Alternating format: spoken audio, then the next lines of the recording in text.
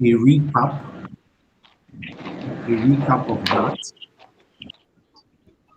aspect of the lesson, um, with some examples, and I guess we would just have a sort of like how would I put it? Situation where we would all share our own experiences, with, you know, transferable skills from other from other experiences that we had, basically. So, and then what we would do next would be to, there are some things I had not discussed that were, they're not originally part of the product dive um, videos, but I think they are an important aspect of being a product manager. So I'm just going to talk about that briefly, and then we would talk about the project that we're working on. Tomorrow will be two parts. We'll be trying to see how we can improve our CVs, enhance our LinkedIn profiles, and all of that. At the same time, or after that, then we would do some more work on the project as well, because we just have nine 9 weeks to really, really give our best, make progress. Okay.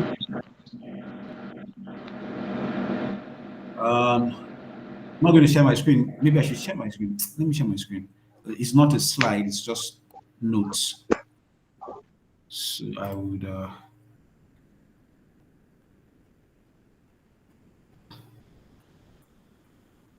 I need to find that now.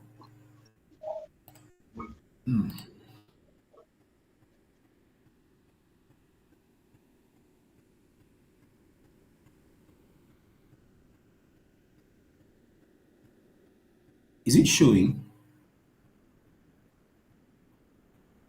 It doesn't seem like it's showing. Yes, sir. Hold on. Mm.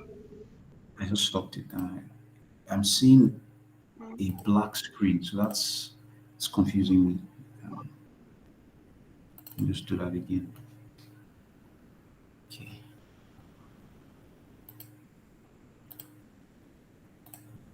Okay. All right. I think this is much better.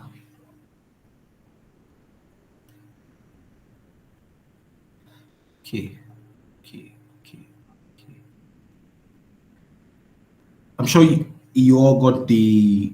These are basically the notes I had shared on the group. I hope everyone got it.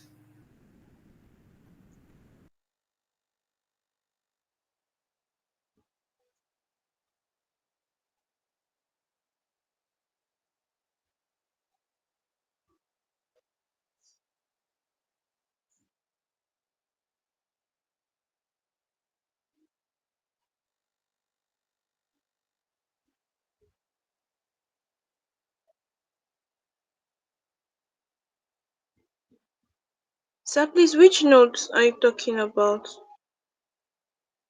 Okay, okay. Yes.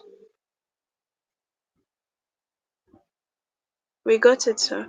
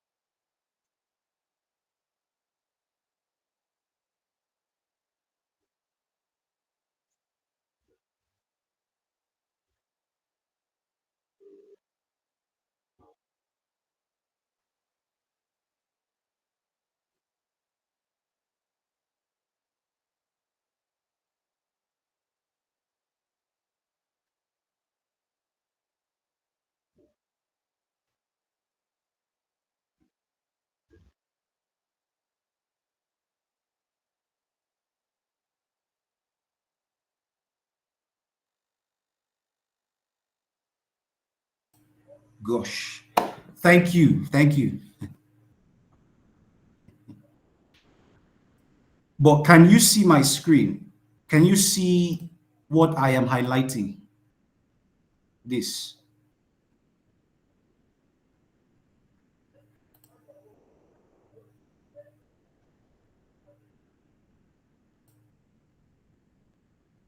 Hello. So we can see your screen, but I don't know what you're highlighting. We can't see what you're Yeah. highlighting. Okay, because I've Yeah, highlighted I can't see something what and you are like. okay, okay. Let me stop sharing and reshare again.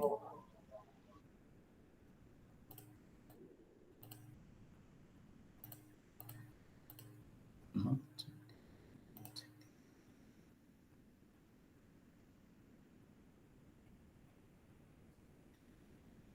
Okay.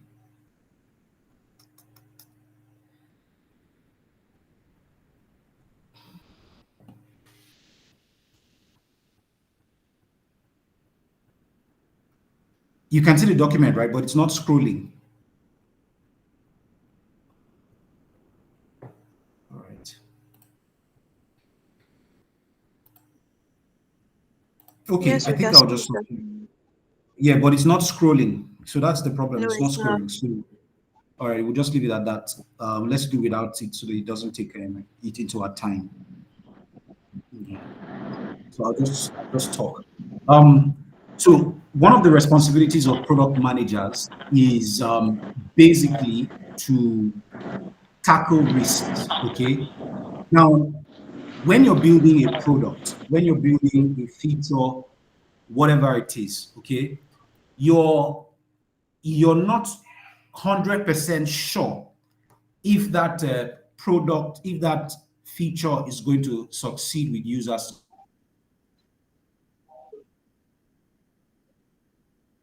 going to succeed with customers and all of that. You don't have that 100% guaranteed, right? So your features, your product, whatever it is, the idea you come up with are going to be built based on assumptions, right? And those assumptions say that, oh, you believe this thing is going to succeed for whatever reason, right? There are beliefs and opinions about your product that you have that makes you think that it's going to succeed.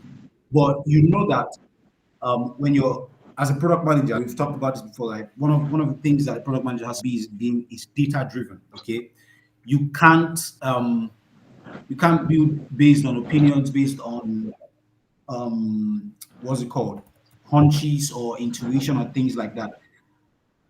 Every decision you make as a product manager has to be driven by information, by data.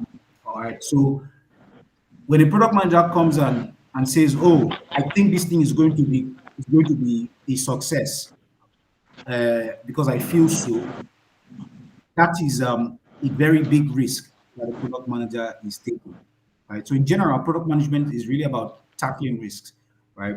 And there are two schools of thoughts um, that have a definition of the different kinds of risks.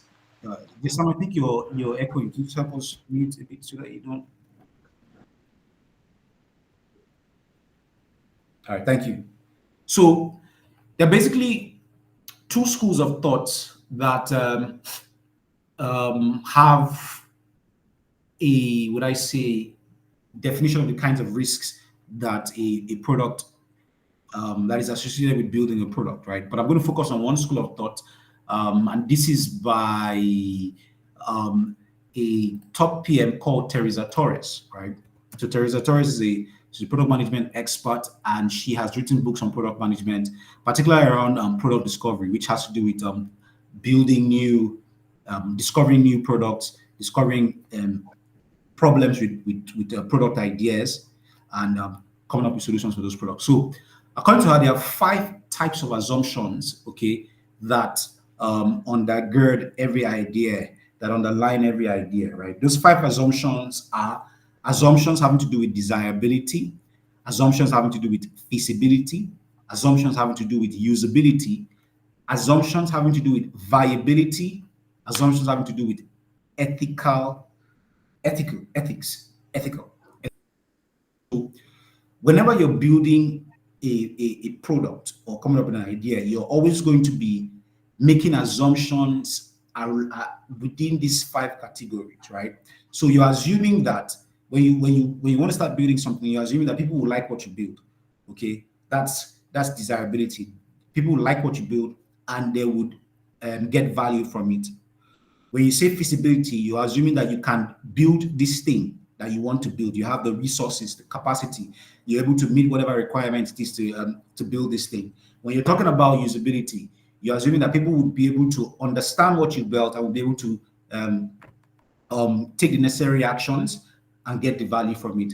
When you're talking about viability, you're assuming that what you're building is going to be good for your business.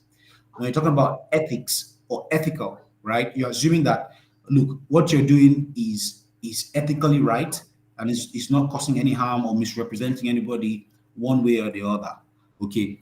Now, when it comes, because whatever product you're building, right, is going to have an impact on the business, on the customers, whatever, and all of that. You have to be sure, okay, that your assumptions are correct or they are true before you go into building those things. So part of your work as a product manager would be to test assumptions to ensure that you're building the right product for the right people. Very, very important. Now, you would discover that as you begin to, so let me try and give a practical example. Let me give a practical example. Let's say that we want to, okay, let's use the product that we're working on, right? We want to create a new shoe product. One of our assumptions, feasibility assumptions, will be that this shoe product that we want to create, okay, we have the machinery to create the shoe product. We have the finance, the capital. Hello?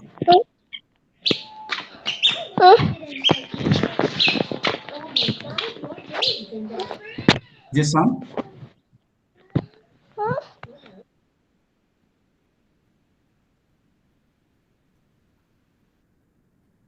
Okay.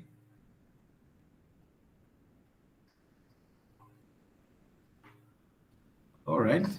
That was okay.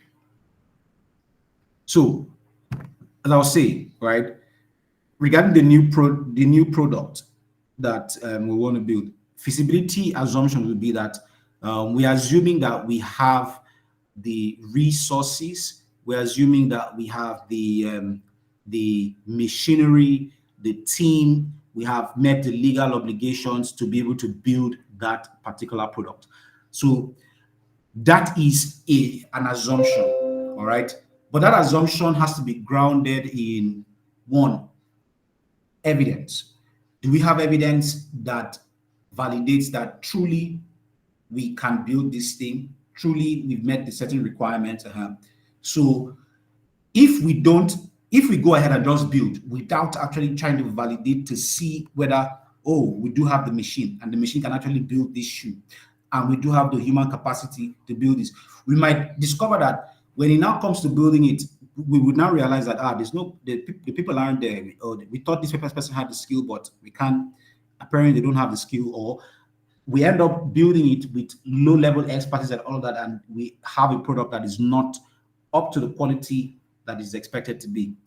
In terms of desirability, we might say, okay, look, this shoe idea, this shoe concept that we have, people are going to like it, and they are going to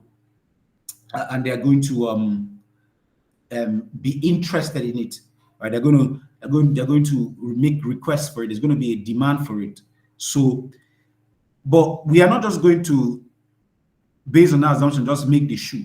We have to test and see if truly there's a demand before going to actually build the shoe. So, a simple way could be, doing customer interviews and talking with users and trying to find out if truly this kind of shoe would be what they want. Maybe in the customer interview, we are talking to them about problems, and if part of the problems, if they keep saying, oh, the shoes we wear is painful, is this, is that, and the shoe that we have in mind to build is something to address pain, we would now say that, okay, look, because we are assuming that people will like this shoe because it helps them, makes them more comfortable. From our validation experiment, which is the interview and all of that, we would get some confidence that we are on the right track with the kind of idea that we're trying to build. In the case of a viability assumption, we're saying that we're assuming that, okay, this thing we want to build would make money for the business.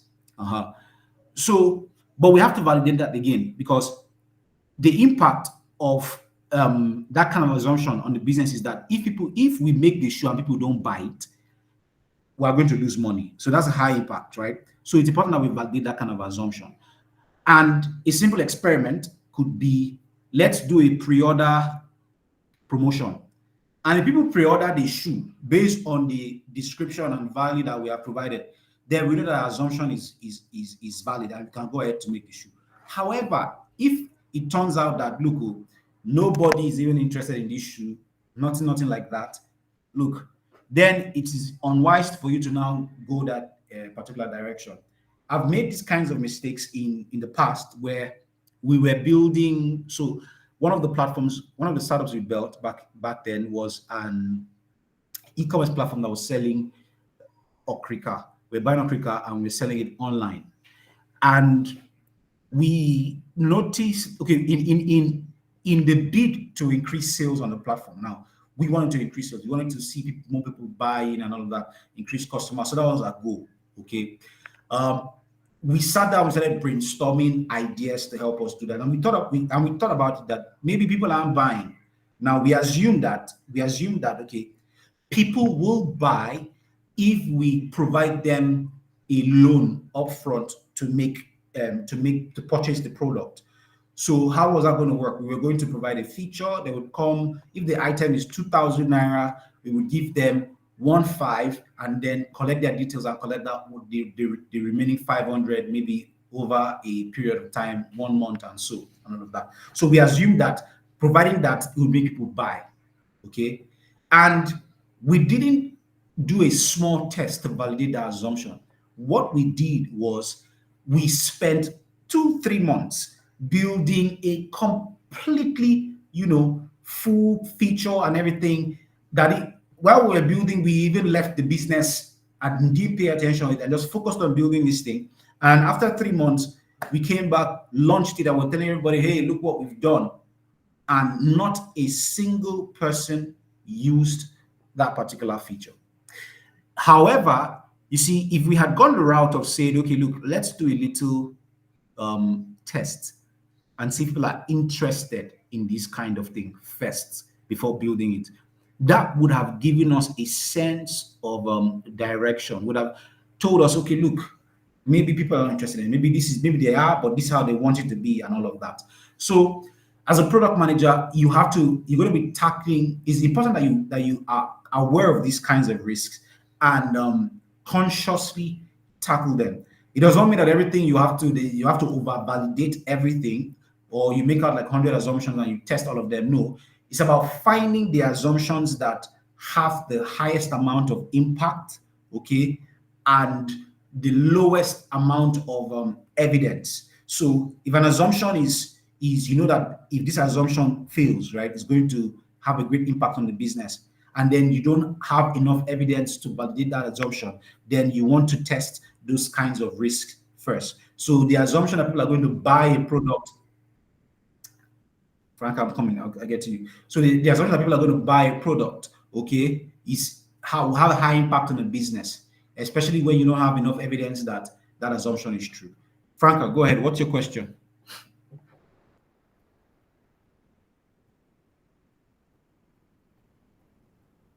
Hello, Franca. You can speak. Your hand is up.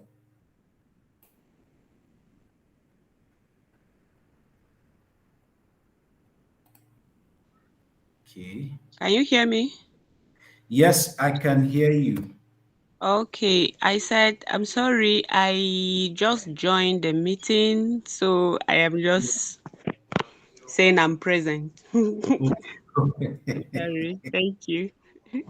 All right. So I was just sharing with the class on one of the product managers' role is that they are going to be tackling risks. And we talked about the 5 kinds of risks or assumptions that a product manager would be making whenever they are building a product or feature? I don't know. Can somebody tell us in the comment, in the chat? Let me know whether you folks were listening. So what are those 5 assumptions or risks that we make when we're building products? Just drop them in the chats. Come on.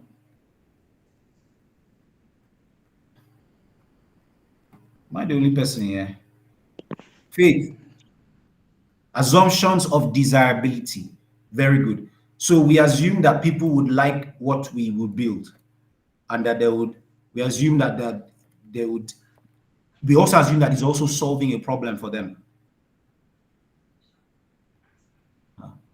That's assumption of feasibility. We assume that we can build the thing that we say we want to build. Okay, we have the resources required to build it. When you make an assumption, right, it's a risk, okay? It's a risk, right? Because you're not 100% sure. There's a level of uncertainty, okay? Because you don't know. The only way you can know fully if your product is going to be desirable, if you can build it, if you can use it, if it's going to make money for your business, is when you build it 100%, right? So foundationally, you're making assumptions, but you cannot go ahead and build based on assumptions that are not validated. Validated in the sense that those assumptions have not been grounded them with data, okay? You've not provided evidence to back them up. So you're saying that, look, this thing I'm building, 100 people are going to use it. What is the evidence that 100 people are going to use it? Your evidence could be 20 people paid for it. Okay? So as a product manager, and I was saying that a lot of times when people are learning product management, they are not taught these things. They're not usually, it's not something that is being taught explicitly, because but it's a very important aspect. It's a very important aspect of being a product manager. So I mentioned 5 assumptions: desirability, feasibility, usability, viability, and ethics. I would do well to share a very brilliant article on this on the group, so that in our own personal time we can read up and then delve deeper into this. Now, I gave an example using our project. You know, as you're aware, we're currently building a project where we're building want to build a brand, product, fashion, and manufacturing. All right.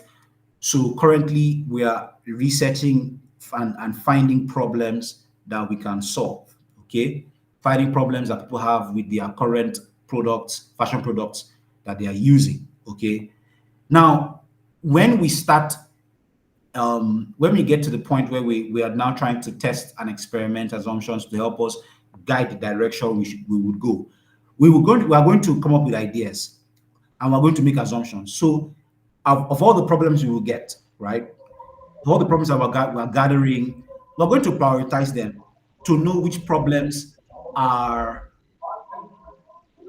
Joshua, your this thing is on. We're going to prioritize those problems, okay, to know which ones are more important, more severe for us to address. And once we prioritize these problems, we're going to also come up with solutions to those problems. The solutions we'll come up with we will make assumptions about them. So we would say that, look, solution A, we assume that it is going to solve this problem for the customer. But we're not just going to jump and build it because we assume. No, we're going to do a little experiment to test that assumption and be sure and have some level of evidence and confidence that, yes, indeed, the solution that we're building is addressing a serious problem. We're going to also test that the solution that we've come up with, because it might be possible that maybe we come up with some kind of shoe, and we discover that we don't have the resources at Dahel F&M to build that shoe. But when we were coming up with that solution, we were assuming that we had the resources. But then, with just a little research, maybe by asking Mr. David and the health team and say, CEO, this is the idea we've come up. Do we have the machines available to design this thing? And the feedback could be like, apparently we don't. This is the limit of the machine that we have and all of that. That assumption has been validated. So we know that, okay, this particular solution is not a solution that we're going to go into. So part of your job as a product manager is to go through all of these assumptions in order to find the one that you have the most evidence, okay, with the highest impact. That will tell you the direction you should go in terms of your product development journey. So if your assumption does pass, so you assume that it's desirable and it passes, you assume that it's feasible, you assume it's usable and all of that, you can now go to the next level of development. So beyond just that small experiment, you might scale and decide to develop that product deeper, further, expose it to a much larger market and all of that, and then still do some more experiments again to ensure that whatever you're building is very much in line with what users are expecting. I hope that's clear. I think I've taken that like the third time now, but I hope that has sunk in. Are we clear on that? We should not be quiet too. Yes, we are clear. Thank you, Phil. Thank you for that. You know that. Okay. So, Okay. Hey. Okay. Excuse me. All right. I'm going to try to share my screen again. So we're going to go to the next part of this review and summary. Please, if you have questions generally about the things for the week and all of that, okay, Faith, you have whose hand was up first? Let me see the queue. Franca, go ahead. I'll take you first, then Faith next. Ask your question.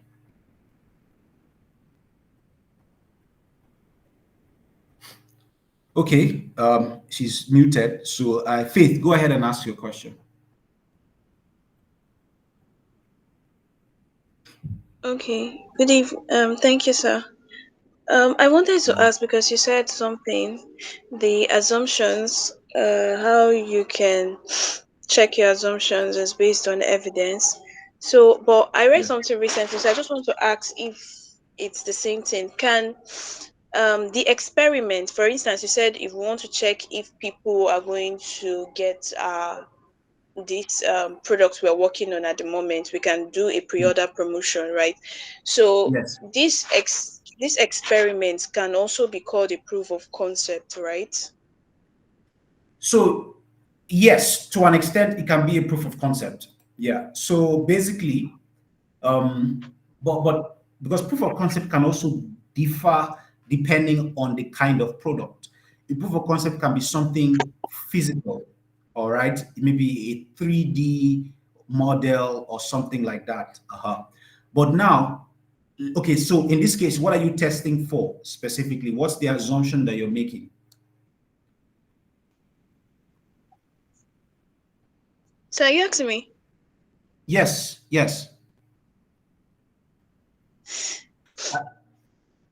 That's for the product, the manufacturing. So for the example you gave, right, what's the assumption? Wait. Are you assuming that people will buy it? Yes, we're assuming that people will order for it since it's a pre-order promotion. So we want to test to be sure that we have the market, that we have people, potential customers for the product we're putting into the market. Exactly. So the pre-order promo is the experiment itself. And it's not necessarily that you are going to build a proof of concept, because the proof of concept, like I said, a proof of concept can become detailed depending on the situation. Okay. It could be that all you're doing is just a flyer or a landing page. A lot of people that sell books do this. They just have the book cover and the design, all right? And then they put it out there and they say bestseller coming, and they're working on this and all of that. pre-order your copy now, and the person hasn't even started writing the book. Okay, so that is that pre-order experiment, that pre-order thing, all right, is a way to validate the assumption that this thing I want to write, people will be willing to pay for it. It's a way to validate that. So I don't want to call it a proof of concept because it sometimes it's just a very incomplete version of the thing that you want to build. Very incomplete. Some proof of concepts give you an idea of what you want to build from beginning to end. It may not be everything, but it gives you a full detail. But sometimes you don't have a full picture. You just have a value proposition or some of the things you want to do and all of that. But you still want to test and know that if people are going to be interested in doing that thing. And then again, proof of concept, like I said, it varies depending on the situation. Sometimes the proof of concept is a one-pager document, but is a customer going to read a one-pager document? No. An investor might, but a customer might not. Proof of concept can be a 3D printed model of a shoe. And you want to test if people want to. So it varies. It varies. I don't know if I've been able to help you with that. So I still have questions. I Okay. don't really still understand it. You still don't understand it? Because it's still almost tilting like it's still proof of concept. Like I want to understand the difference between the part of the experiment and proof of concept, because I've seen different, like Dropbox, their proof of concept was just asking people to sign up, and they just shared the initial idea, but they didn't have the full this thing in scope. But when seeing that what the idea they were about to bring in was readily accepted, then before they started building a couple of other companies like that. So, and that is still similar to experiment. So I want to understand really the difference. Okay, yeah, it's still an experiment. You understand? It's still an experiment. But like I'm saying, what I'm saying is, okay, when you talk about a proof of concept, the thing is that there are many, how would I put it? So there are different definitions of what a proof of concept is. Like what Dropbox did, okay, was a video, an explainer video describing, okay,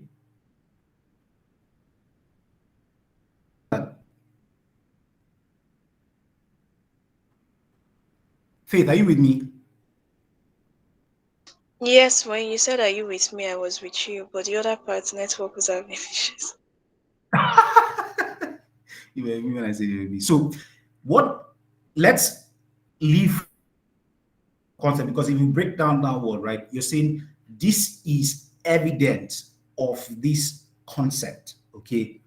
What Dropbox did was an explainer video, okay? The terminologies can be confusing. Was an explainer video for concept before, and they were not explainer videos, they were documents explaining the idea that I had. So when you're conceptualizing something, you probably document it and say, look, these are the things that you want to build, these are the things that you want to do. That document alone it doesn't per se, because I need to test an assumption about it. All right. What the proof of concept does for me is that I can see clearly what I'm building. Okay. But what Dropbox, they were trying to figure out if people interested in the concept. Okay. So they were trying to get proof that their concept was going to, people needed their concept. Let me put it that way. You understand? And the experiment, so the objective was that they were trying to get proof that this concept that they have created, people are interested in it. You get? That's the objective. But the experiment itself was not a proof of concept. Okay? It was an explainer video. I don't know if I've I've cleared that up. So they created a video explaining their evidence to validate the assumption that they had about it. Oh, this is what we've come up with. This is the concept that we have.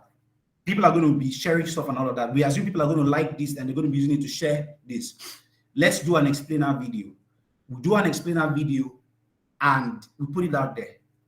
Now, they got downloads, all of that and all of that and all of that. And so that with that, they will now say, okay, with this evidence we have, this is proof that this concept, okay, there's a demand for it. So we go ahead and we build it. Now, you see, that thing together, okay, if you bring it together, you have what we now call like your proof of concept. But that proof of concept, you're going to be giving it, so in terms, well, this is what I mean now, so I don't get you too confused. You have the evidence that people are interested in this thing. Together, you build a narrative with that you can present more customers and say, hey, we tested this concept. We have the evidence that people love it. Why don't you join in? And also get the experience as well. You can go to investors. You say to an investor, so we have a proof that our concept is desirable. Put money into it. But the experiment itself that Dropbox did was not a proof of concept experiment. It was an explainer video, a desirability experiment to test if the concept that they had was desirable and people were going to need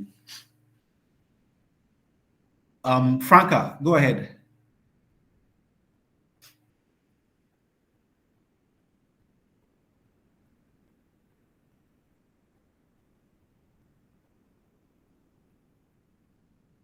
I have a question, sir.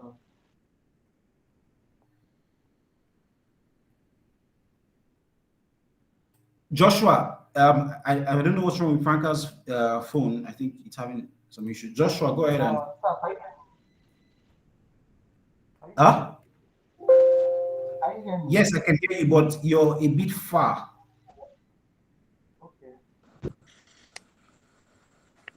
Can you hear me now? Yes, Okay. you're much better. You're sounding much. So when you talked about this proof of concept, I want to know, is there any factors that influence this proof of concept? Because sometimes some people's interest in a product might change based on time and maybe environment or location. So are there any factors that influences this proof of concept? Are there factors that do what? Influence This proof of concept? Yeah. Yes. Okay, so I want to clarify this proof of concept again, right? So because you need to understand the terminologies so that people don't get mixed up. All right. When you say proof of concept, meaning that first there's a concept, right? Concept is an idea that has been documented or properly formed and structured, okay? But it's still an idea. It hasn't come into a tangible thing yet. It can be tangible too. It can be tangible too if it's maybe related to hardware and stuff like that. But you have a concept of that thing, okay? When you say proof of concept, you're saying that this is evidence that this concept, one, can be built, is desirable, this concept can make money and all of that, right? But when you just have a concept, you have to get a proof of it, meaning that you have to get evidence. When the word proof itself means evidence, okay? Because so a lot of times, I'm doing this because it's important when you're creating experiments, so that you don't have a document, you don't have an idea, and then you think the idea is validated, or you think the idea is there's evidence for it just by writing it down. No. The proof there means that you have to seek validation. You have to seek data to back up the concept that you have. So that data with validating the concept becomes a proof of concept ahead. So something can disprove your concept. You get, I said in the beginning, as a product manager, when you're building things, when you have a concept, you're making assumptions about that concept. Okay? You're making assumptions if people are going to buy into this concept. You're making assumptions if people are going to like it, if you can develop this concept further, right? Your proof of the concept comes when you have evidence to validate those assumptions. So this concept I have, I assume that people are going to pay me 1,500 naira on average. You know, I'm going to earn 1,500 naira from 20 people every month for this thing I want to build. All right. You can do an experiment to validate that and say, okay, pre-order this thing that I'm building. You create the experiment. Now is the thing that you do to gather evidence, okay, that will become the proving or the disproving of that concept. I hope I've broken this down. Do you get it, Joshua? Yes, I do. You get, so that evidence with the concept together, if the evidence supports the concept in the sense that they validate the assumptions that you make are okay, then you have a proof of concept. I don't know if you understand, right? Or a proven concept. Let me put it that way, a proven concept. That term can get very confusing. And this is how it gets confusing. Is because people usually come and say, look, so I have a proof of concept. I have a proof of concept. I have a proof of concept. And the proof of concept is a document outlining the stuff that they want to build. And they think that because they have that, what they're building is validated. It's not. It's not validated. It's only validated when there is proof, when there is evidence that the concept addresses all the risk, all the assumptions associated with it. And that is very important as product managers. When we don't do those things, we build ideas based on opinions that are not grounded in data, and that is most likely to fail. I think one of the biggest causes of product failure and startup failure is that people build things people don't want. And that is because they assume that the things that they're building, people want them. Franca has been up. I don't know, maybe she's having some issues, so I'm just going to bring her hand down. Faith, go ahead with your question. I think I enjoy I'm enjoying the questions and okay. I don't particularly want to say this is a question, but I just want to be sure I understand, right? So if I'm clear, we can say experiment falls in even while in idea formulation, right? Why proof Yes. of concept happens after idea formulation. Good. So remember, we have 7 phases. For All right, instance, we have 7 phases. For instance, we know You remember we our want 7 to phases? go into manufacturing of shoes, bags, and Yes. other commodities that was mentioned. But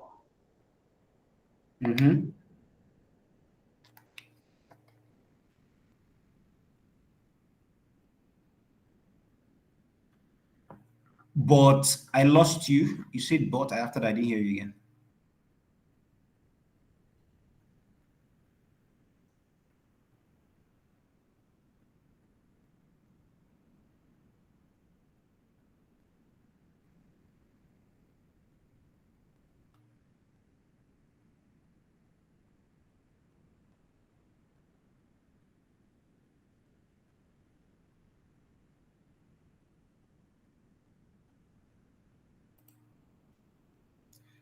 Faith.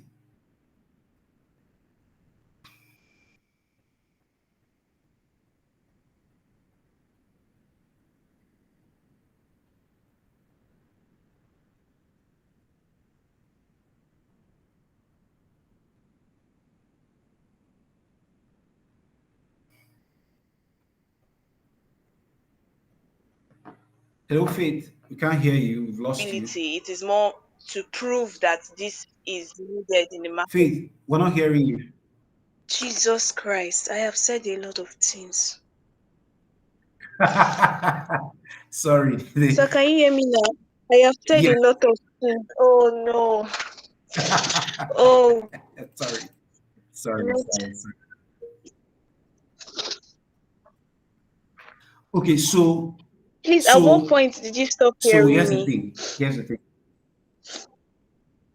When you were initially talking about concept in the ideation stage, right?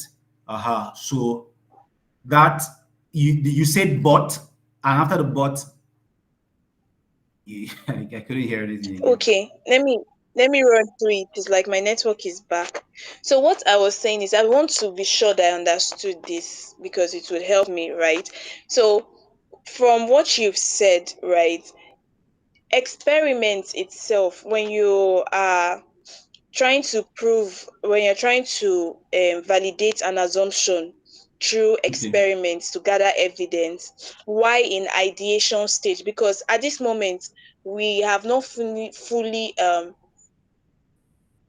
we've not fully formed the concept of what and how we want to manufacture, right? For example, for this product we are working on, unless it has Of been course. done beforehand, but we're assuming that Mhm. we're at the beginning point. So that's the experiment. But proof of concept is when you already have an idea of the what and the how. Now you just want Oh, to validate the markets, how you want to validate if truly this is profitable, how many people, like I think experiment is more user centric, while proof of concept is more market centric, let me use that term, although both involves users, but one is looking at how profitable it will be, the other is looking at how usable, okay. sorry, it's looking at Okay. what to produce. I don't know, I'm just Not, trying to, you're trying to understand it. So okay, let me help you yeah. with that. Now, so the other half that I did not mention, I think I dwell too much on the experiment part. There are two aspects, right? There's research. So you've heard of research and development, okay? You've Yes, heard of sir. that term before, right? So Yes, sir. there's the research you do with gathering surveys, market research, desk research, all of those things, okay? You can use those methods to gather evidence on something, right? Surveys and all of that. Then the experiments come in the sense of the explainer videos and where you build something little to be able to gather more evidence. Okay. So let's just have those two in mind, right? Research and experiment. Let's just have that in our heads. When when you're at the idea stage, usually the cheapest and lowest cost thing you can do to validate your idea is to do a quick beyond the internet and just do small research, right? Maybe you can read a market report or something to give you an idea of what it is you want to do. Notice in this, if you look at my screen, it says here concept development. It doesn't say proof of concept, it's concept development, right? During this phase, the initial idea is refined into a workable concept. Workable, not working, meaning that a concept that we all think that we can work out, we can create. We would even include technical space. Sorry, it often involves market research and feasibility, preliminary feasibility studies, meaning that we're going to be finding out what is required to build this thing. You understand, right? We're going to do market research. Market research is not necessarily about customers or money or whatever. It's generally this thing that we're building, right? Is it solving a problem in the market? Are there people that are going to need these kinds of and all of that? When we are done, we are going to write a concept. We're writing a concept. That concept it just shows us that we know clearly what we want to build. It's different from having an idea. When something lives, an idea is in your head, okay, it's abstract. You're not very sure of what is going to take form, how it's going to look like, how it's going to be like. But a concept is much more clearer than an idea, okay? Because you say, okay, this thing you are building will target these people, it will have that, it will do this, it will do tangible. Is not um It's not something that, how would I put it? It's a concept. I don't know if there's any word to describe a concept, right? It's still a concept. It's not an actual product yet. So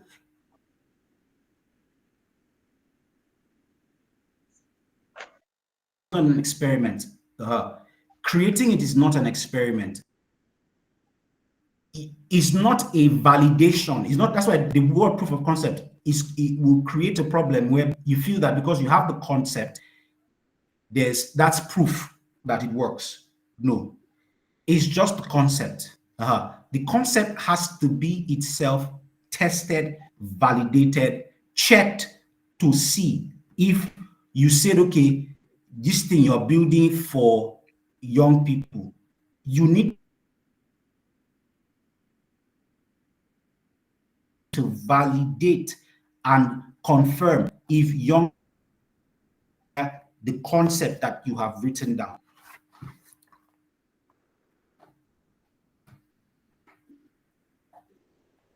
Hello. Are we getting?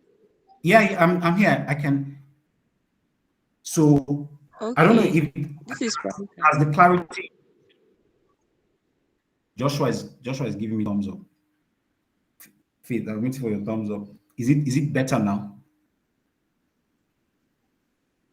Okay. Please, can you hear me? Okay. Franca, yeah, we were. Yes. Your hand has been up since we were waiting for you. Okay, go ahead.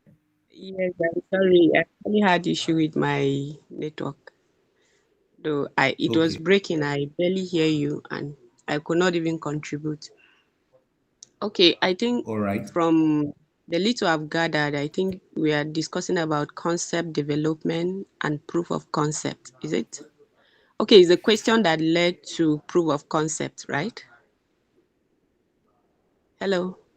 Hello? Yes, so I was trying to explain. Yeah, I can hear you. Okay, I think what you were talking about is concept development, but she asked a question if it is the same thing as proof of concept, right? So she was trying to find out if a proof of concept is an experiment, and I was trying to say that a proof of concept is not an experiment. Okay, and then Okay. So and I was Okay, explaining why I it's want not to ask. why I why it's understand. not I think from an experiment, okay. I think the concept development is like a research.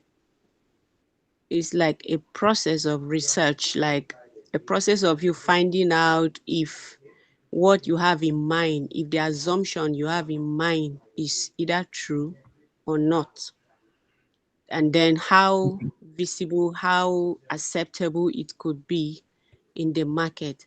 I think that is the process of concept development. Then the concept Okay. proof of concept is like when you have finished your research process and you already have a proof that okay, this is exactly what the customers want. So you already have like a basis of what you are working on. I think that is what we mean by proof of concept. Like you already have this already what will I say, data that okay, you have a proof, you have tested it, you have a proof of okay, the customers are okay with this, okay, the customers are not okay with this. You already have a proof, something that you are working with. I think that is what proof of concept is. Is it? So we're not so that now you're exactly correct.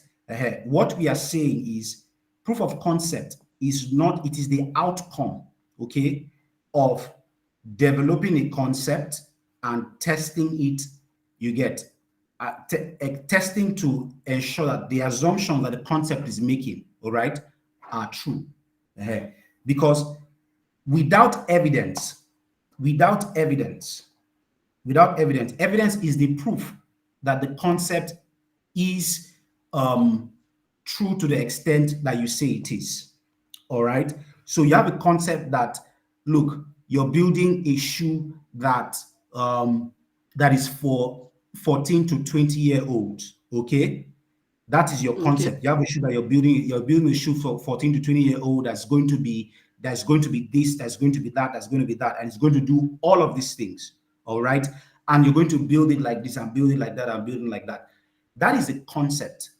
That is a concept, right? That's why it says concept development, because you're researching to find out what the market wants, what the market needs, what does it take to build it.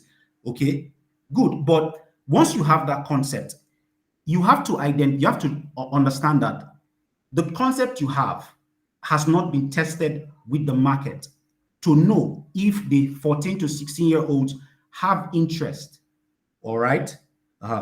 Two, you've not also checked whether you have the, what's it called, the resources to create it, to design or build that thing within a specific time frame, meeting several legal constraints and all of that. All right.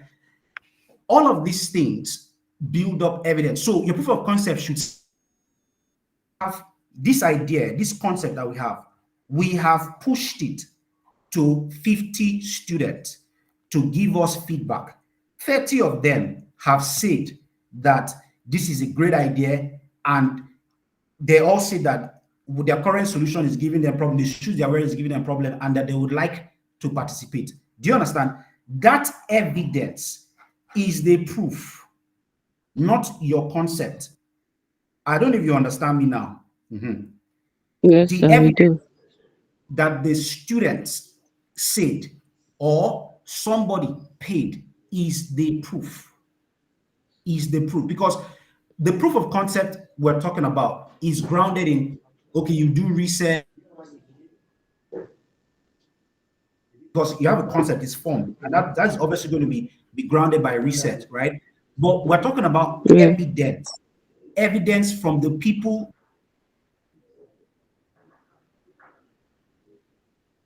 that you are selling to, evidence in the sense that, look, they want it, you have actually what it takes, evidence in the sense that people are going to pay money for kill anybody, how many boy, and all of that, know how to use it. So it's shifting from, it's becoming more of a reality kind of thing, right? To validate this concept that is still a bit abstract. The thumbs up I'm getting, I hope it's good. And people have you've gotten it. Right. Hello? Please, I have a question. Go ahead. Okay.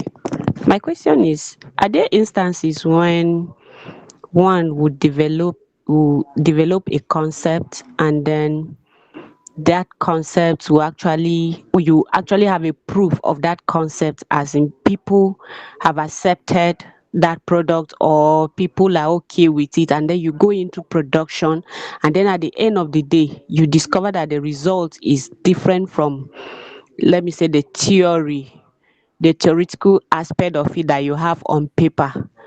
Let me say the output of it is now different from what you have gathered from your research. Are there instances like that? Yes, and thank Okay, you for what that is word the theory. cause of it?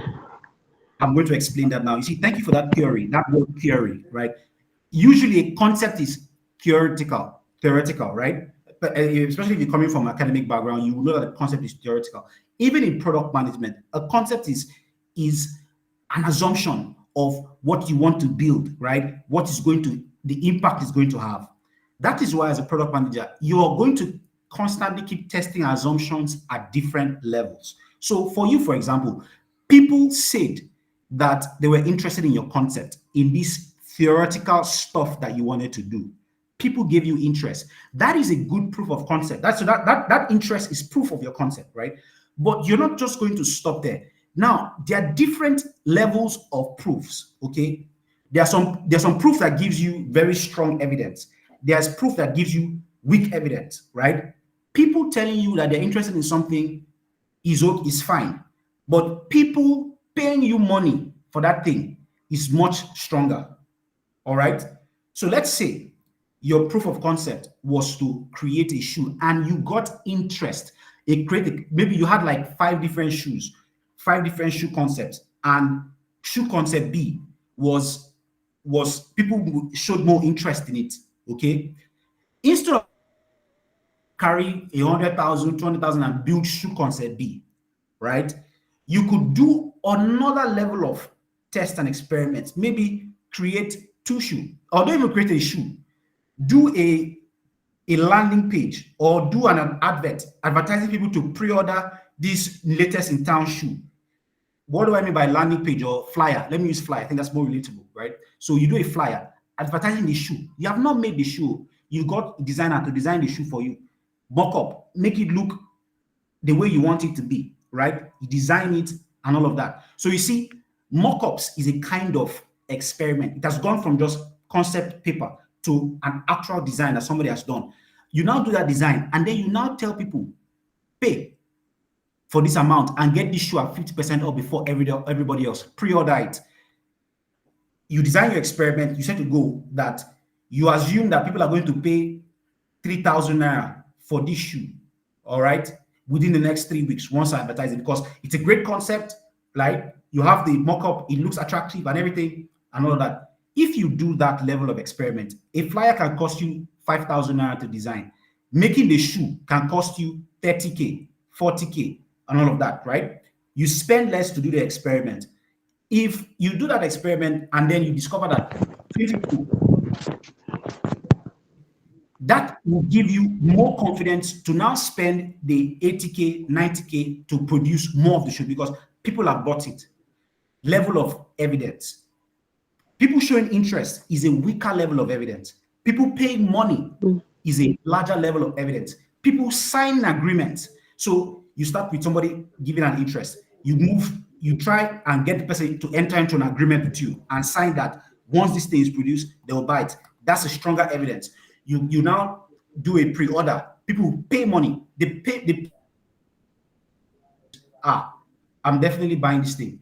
So you want to do your testing or your validation or your experiment at different levels. So for your example now, you had a concept, people showed interest.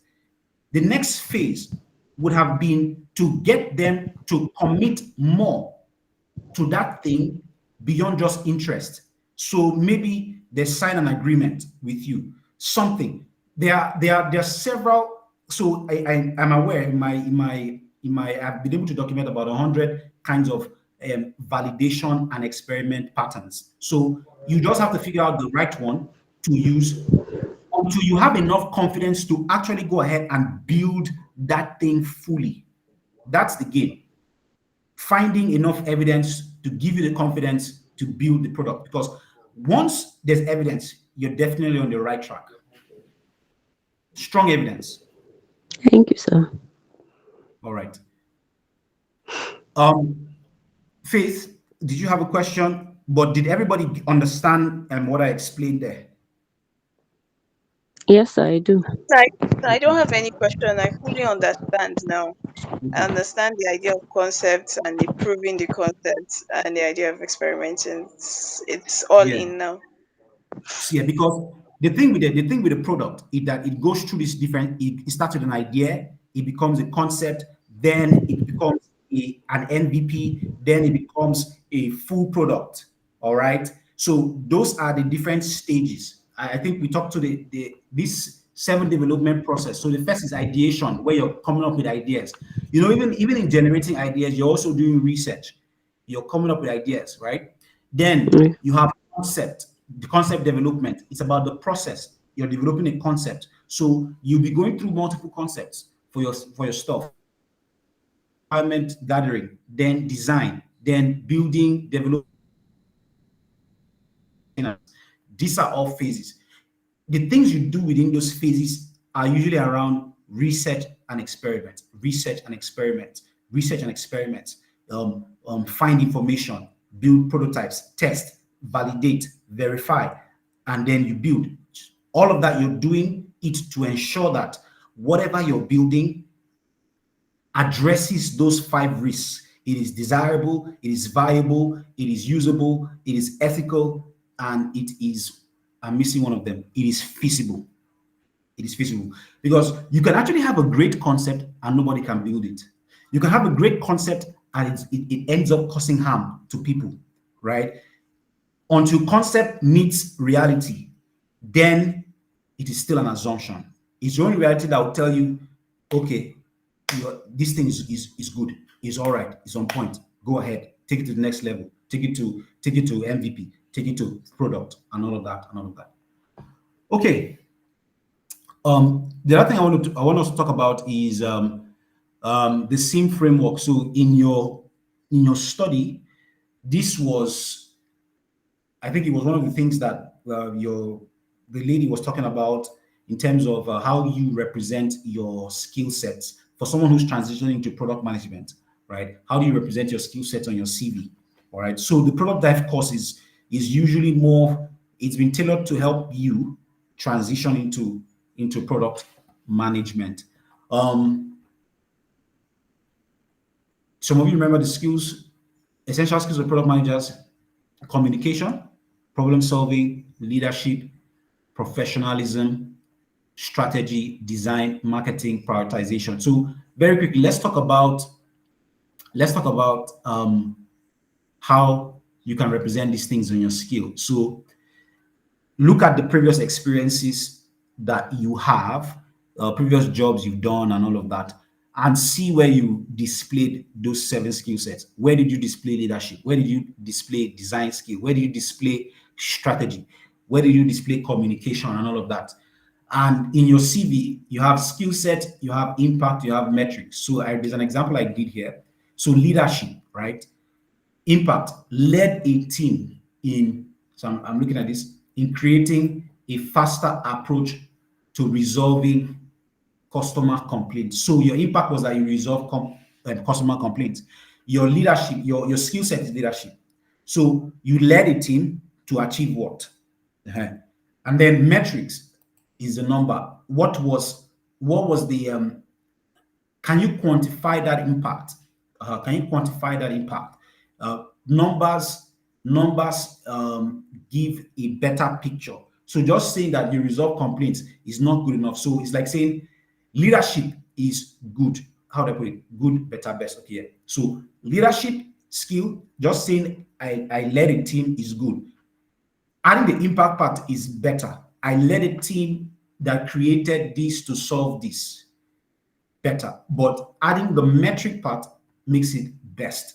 So that's the best way to represent your transferable skills related to product management on your CV.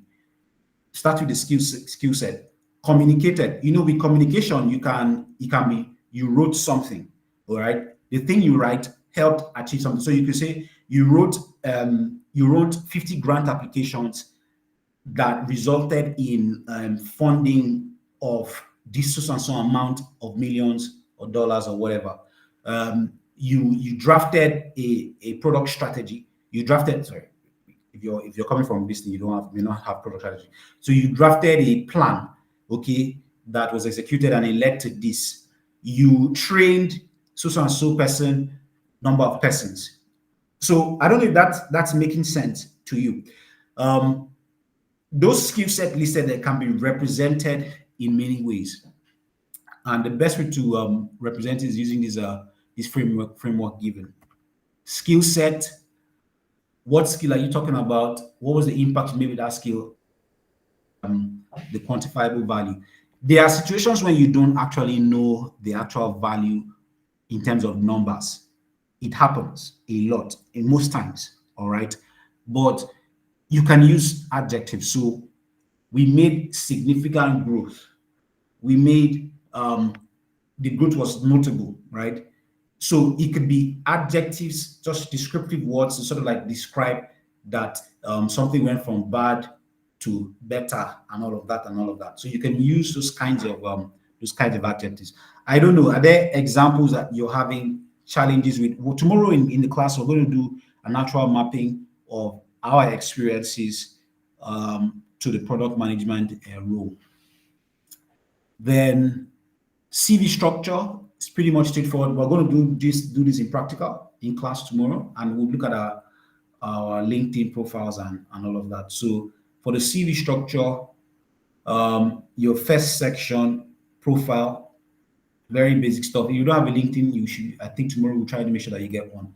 Your experience section talks about the role you worked in, the organization, the organization, duration of work, and then all your experiences should be outlined in chronological order, and then the accomplishments. So specific accomplishments relating to the skills. So, like for example, the led team in creating that, you can put it under your accomplishments. You say led team in creating so and so here. There will be an actual example I'm going to show you. Or let me show you my CV. I think that should help. That should help. All right, just give me a moment. Okay, hope you can see my screen. Yes. So prior to this, I had some. So I used to be a software engineer, and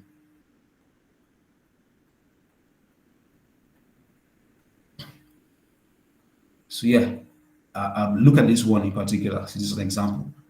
Developed business models and strategies that help the startup launch operations and release a few features. If I could have, so here I can add a number by saying release 10 features.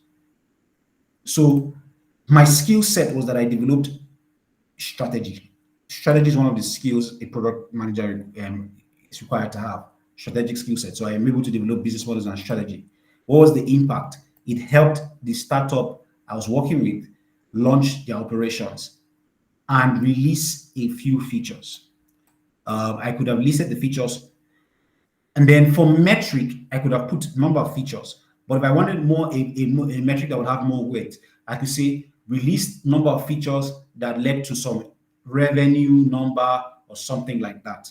So that's basically an example. Okay.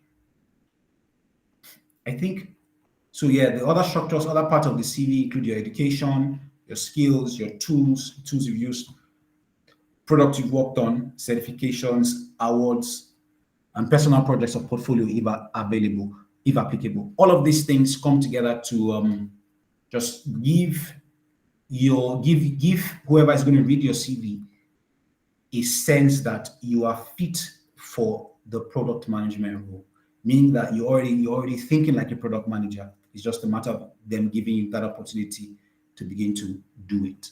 So I know somebody I spoke with recently. She's also taking the 3MTT course. She's not a product manager, she's a dietitian, all right?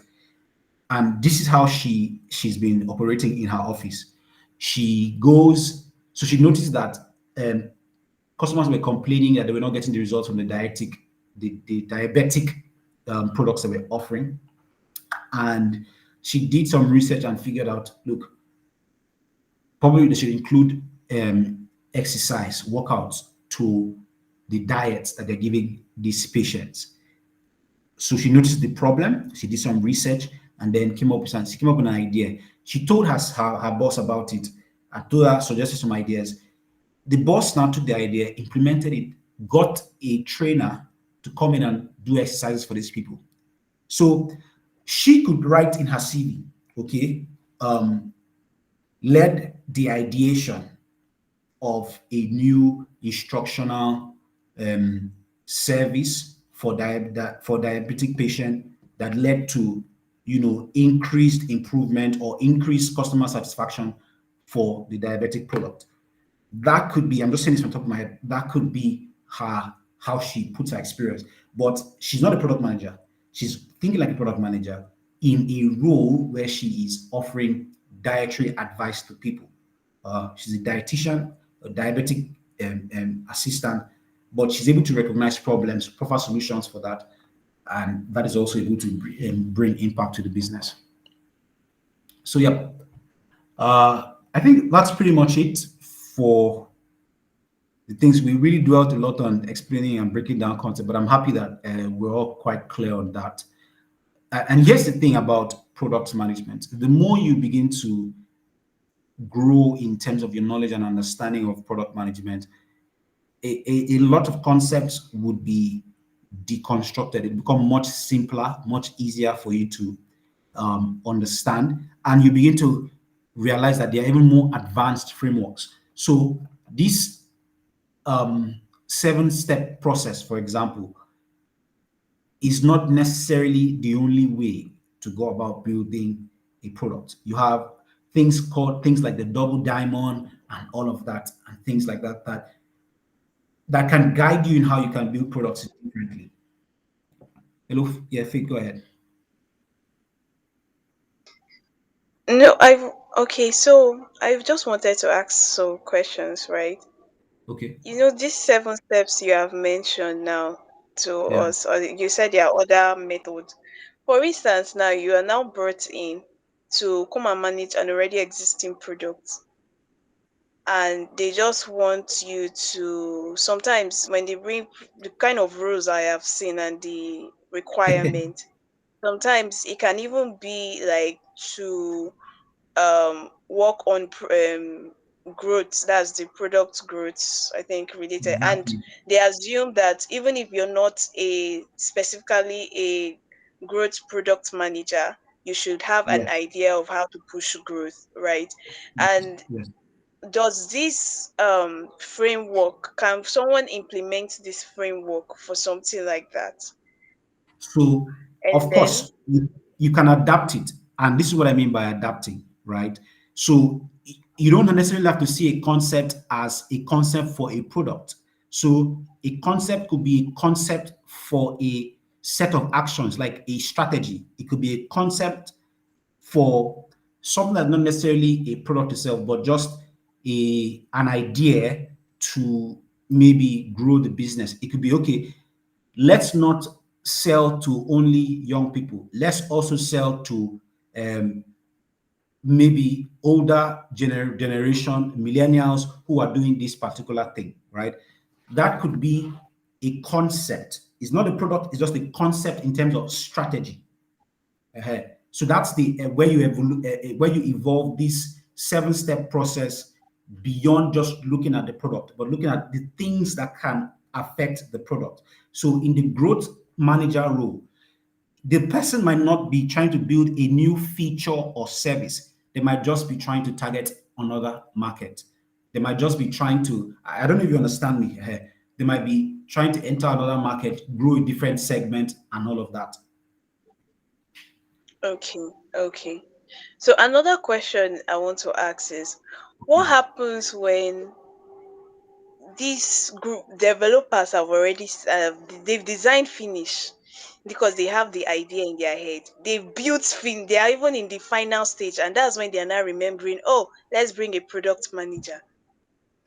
What do you do? And they now tell you you're the one that is pushing the product out there, you're the face of the product. Like, where do you start from when every feature has already been built? Built. How do you now validate that this is needed in the market? Because So in their heads they already think that this is what people want. exactly. So now that is actually the problem you get. So if they were thinking with a product mindset, they wouldn't have to come back and start saying, let's do this. If they were thinking from the onset, they would have been on the right track to be building something that people want. All right. Now, in that kind of situation, it is a matter of, it's either it works or it breaks, in the sense that they have no other option. So it's either they were lucky to have built the right thing and they launch it and it works. Okay? Because there's no going back to validate. The only option, they've built everything, is to put it in the market. But it now becomes a situation where you have a solution and you're looking for a problem, which can be very expensive, because you have to find the problem that is an exact fit for the particular solution that you've built. When you now find the problem, you now have to find the people that have it and convince them that this solution is for them. That means that they will have to first get an interest. So it's very complicated. It is not possible to fix. You can actually fix the situation, but it's actually going to be costly, because what will happen is that you're going to find out that people have different preferences, different needs, and all of that, and that means that you have to start breaking apart that solution and adjusting it to meet the needs of the consumer. Because as a product, as a product is meant to solve a user's problem, it's meant to hire people hire a product to get a job done. Franca, go ahead.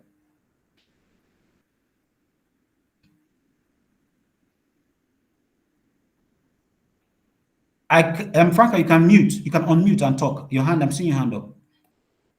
But Faith, Okay. okay, Okay, can you hear me? yeah, I can hear you. Hello. Okay. Hello? I was saying I want to add a little to that question that she just asked and you have answered. I think the next thing to do is to work on your marketing strategy, Faith. I think in a situation where the product has been designed, it has been produced, and you are just left with the option of taking it to the market. I think the next thing to do is to work on your marketing strategies, trying to convince the customers to, at least if not for anything, to buy those ones that have been produced. And then you also work on the people that have already done the production, maybe by maybe asking them to hold on further production, and emphasizing on your marketing strategy. Just look for a way out. You just have to look for a way out, maybe by convincing the customers. Definitely, it has to do with convincing the customers, and you have to convince them beyond reasonable doubt that Now you your see product. So, so what you're the saying. reason that, why I'm asking, right? Because Mhm. I was currently brought into a project. It's crypto related, Web3 related, Mhm. and they are building what is similar to YouTube, but on this thing on blockchain. So now they just assume we have this genius idea. Why not replicate something like this? I've asked, what is your, apart from the currency, apart from the token that people get, right? What is that unique value proposition? I have not found one. And they want me, is at the ending point that was brought into this project. And they want me to ensure it's a success. So, like that's what I was saying. And what Franca said, I'm happy that she said you have to find a way to make it work. The thing is, and Franca, this is the thing. That's why in product, when we talk about product management, we are trying to avoid getting to the point where you have to find a way to make it work. Because find a way to make it work is not a guarantee that it's going to work. In fact, you are most likely going to, there are two things that might happen. One, you run out of money trying to find a way to sell that thing to the customer. What Or I'm saying is, what I'm trying to say is, I think they are just looking for a damage control, because she was not involved from the beginning. She was yes. not involved for her to apply all the skills that she has as a marketing, as a product manager. She was not involved. It's Mhm. at the end of it, when the deed has been done, and they are looking for a damage control.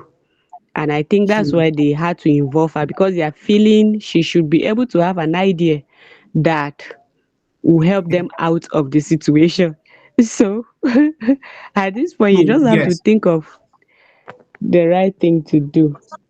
So Franca, what you can do, it will shock you that they've not tested it yet. They feel like ah, they already have existing community, that Well, moment we launch this thing, people will come on it. And it's shocking the hell out of me. Like, that is why so you should advise them. I think you should advise them. but the so product is yes, actually a good product. As a you professional, see, you should advise them yeah, and actually tell she's them correct. how to go about it. What you can do, so this Mhm. is how you can, you have to tell them the truth, right? So this is how I always deal with this kind of situation. So I would tell them, see, currently there's no evidence to back up this idea. There's no evidence to see that there's a community. You're saying this community where? So you let them know there's no evidence. If I tell There's them no that proof. it's just an assumption, whatever Exactly. they have done right now is just an assumption. It has not been tested. So Just tell them that. Let them know that as beautiful as it might be, it's just an assumption. So once you let them know the issues on ground, there's always a cost. So if they're even going to succeed, right, it's going to be expensive because one, you have to go back. And so it's not on you. You've been called into something, and then because you're coming over to take something. So you have to communicate. This is where the communication part comes in. You analyze the product, you realize that there's no clear value proposition. You realize that there's no existing data. You realize this, you realize this. So you do a report. It's going to be a bad report, obviously, but it is a reflection on them, not you. You do a bad report. But after your bad report, you say recommendations. Your recommendations are Yeah. one, they are going to have to do, they're going to have to talk to users, you understand? The people that they are targeting to see if they have problems that their solution addresses. One, they're going to invite the users because I'm actually on a product like that where it was built without user research, but I have come in to kind of resolve the whole issue. And I had to even stop the development at the point. So they stopped at an MVP now. It's not a full launch. We now want to get users to now critique it. Obviously, it's going to cost more money. It's going to take longer, but it's better than having to build something fully. It will be more expensive.